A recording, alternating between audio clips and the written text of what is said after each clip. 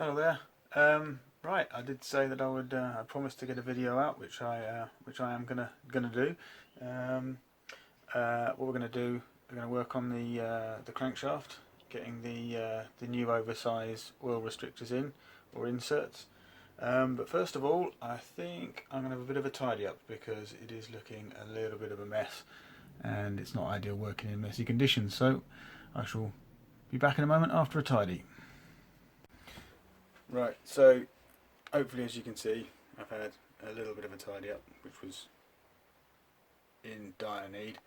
Oh, that's been about the right place. So what I've been doing, I've just started on the, I don't want to point at the camera because you're not going to see. This is the number one big end on the crankshaft. It's obviously standing up on the bench. So I've got these oversized oil restrictors that I said we were going to fit, or I was going to fit.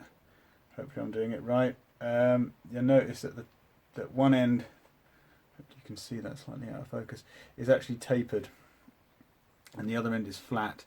Now I'm not sure if there's a way around these are supposed to go, but it seems if you try and, I found in the past, if you try putting them in the flat end,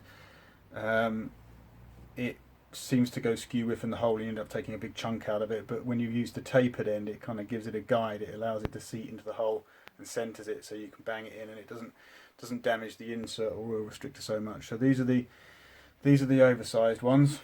So what I've done on this one, again, this oil gallery, as I've been soaking it in the, well, I don't know if it's the right thing to do, but the brake cleaner to clean out the oil gallery, and soaking these pipe cleaners and just running them backwards and forwards until basically they come out relatively clean. There doesn't seem to be any more debris coming out of them. I did find there was a little bit of obviously where I've washed it out in the past before I went on vacation, there's obviously a tiny little bit of rust had started in the top of the oil gallery there, so I had to get a little Dremel in there and just blow that out, or grind it, brush it out. So that's the insert we're going to fit. What I was going to do is going to use the punch that I made before. I showed you, probably seen that thing bodged together. Using a hammer, and then we've got this Loctite 272, which is the stuff that we're supposed to, or that's been recommended to use within engines. So hopefully this will be okay. I won't need to drown it in it, but just enough.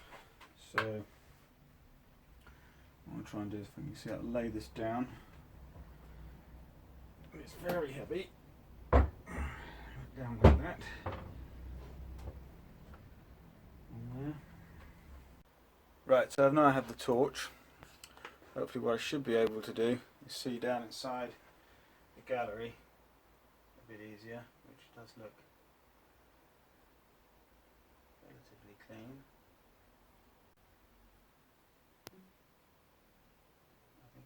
As clean as I'm ever going to get it. So, and being as it's slightly rough in there, it's not exactly a very nice drilling. It's a bit rough. It'll help hopefully hold on to the insert as well, the oil restrictor. So what I need to do with the torch, actually making sure that is clean, is I don't want to put gallons of this stuff in here. I just want enough. So I'm just going to put a little bit, can on the end of this, hopefully, and then hopefully run it around where it's going to sit inside. I'll swing a little bit onto the actual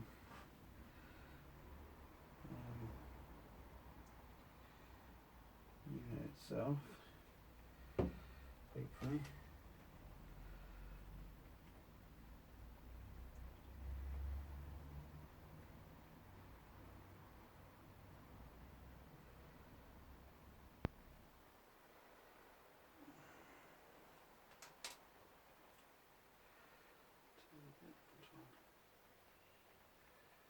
Okay, so there's some on there.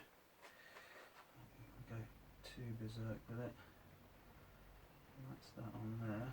Now, hopefully, this will knock in, he says.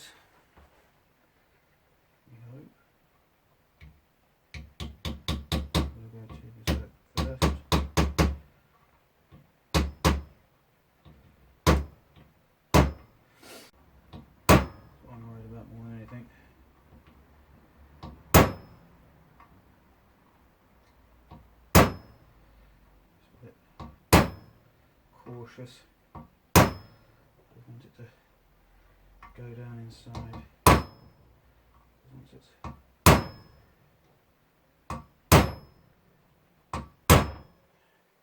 it is going.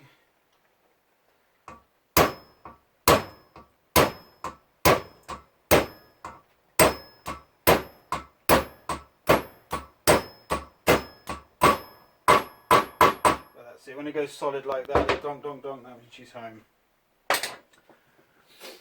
Right, that's one in.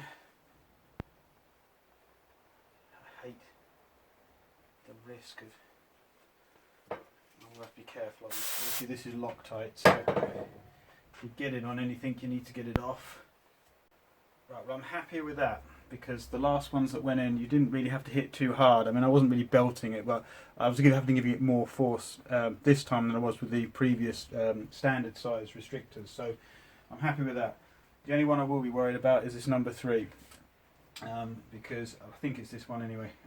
Because in the last video I said that it goes tight, and then when it gets to the point of where it's supposed to sit, maybe about so far off that point, it actually goes loose again. So I think it would be potentially could be shuttling around inside, and I don't want that because, like I said before, when I took this crank out of the engine, one of the oil restrictors had pushed out, and it may have been the same one. It had actually started to carve a groove around the original bearing, but I don't have that anymore to show you because I've thrown it away. So I shall crack on with the other ones, and that's basically how they go in. But what we will have to do is now that I've hit that in, what's probably going to happen is obviously with it being squashed a tiny little bit, and obviously the action of the punch hitting the soft material, it's what it does. There's a tendency that I found in the past to sort of peen the hole a little bit, so it makes it a little bit smaller, not by very much, but I'll have to get a small drill in there and then just open it back out again, because I don't want any issues. If any issues could happen, but I don't want any issues with oil pressure, because obviously the holes are set at a certain size for I guess for a reason. You can see me there. Hello, yep, back out in the garage again. Working on the crank. I got the inserts in yesterday. Just trying to aim up a bit better than it is. So I got the little oil restrictors in yesterday. They all went in pretty tightly. I did use a bit of Loctite just to make sure as well. And as you saw, I did have to on number 3 journal or number 2 piston, I did have to peen the outside of it, because this is the one that gets loose. It goes to a tight point and then goes loose again nearer to where it seats. But it seemed to go in quite tight. The only issue is now, because obviously I've driven them in with a punch and it's soft material, and obviously they probably squashed a tiny bit when they've gone into the journal.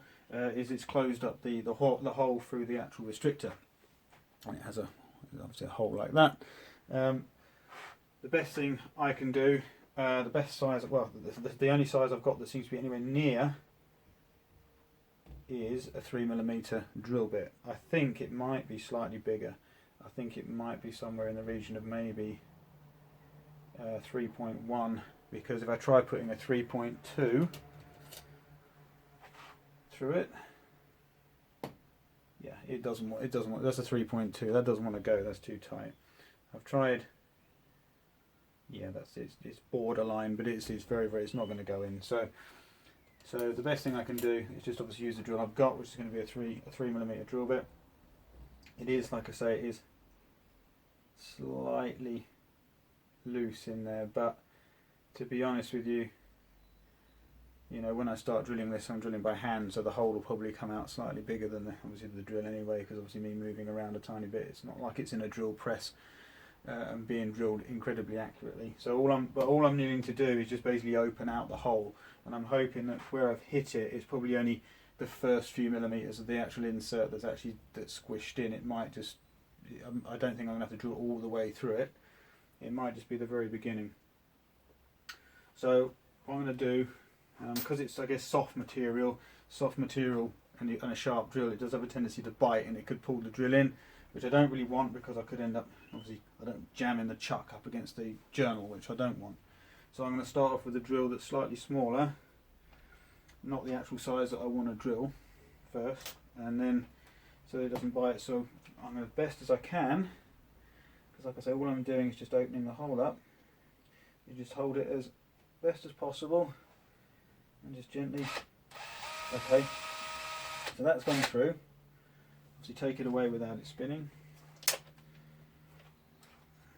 Hopefully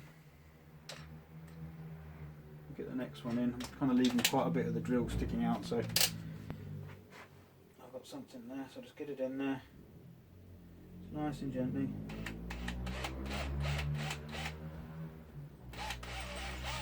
That's it. That's it. That's all I've got to do.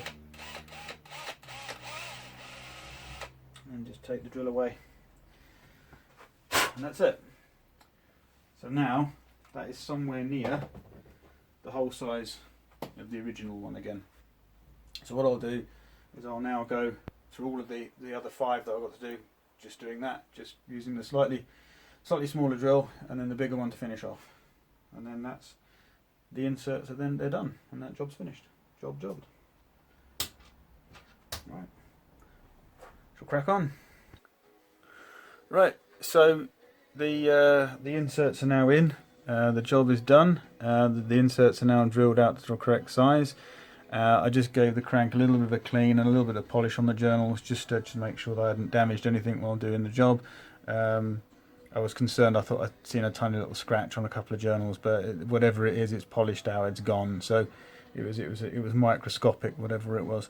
So yeah, I've given it a bit of a clean, and that's what it looks like now. So it's basically ready to go back into the block, but I've given it a clean just to knock off any of the small bits of bronze or brass from the inserts when I was drilling them out. So what I'll do now is I will have to cover it back up in grease again just to protect it, but I didn't want to go reapplying grease and not knowing what was actually stuck in it, because if I started moving the brush around there could have been swarf in the grease that was on there already, and that could have just started to scratch the journal. So I've cleaned it all off to basically prep it for a little bit more grease for it to go back into storage for a little while. So there we go,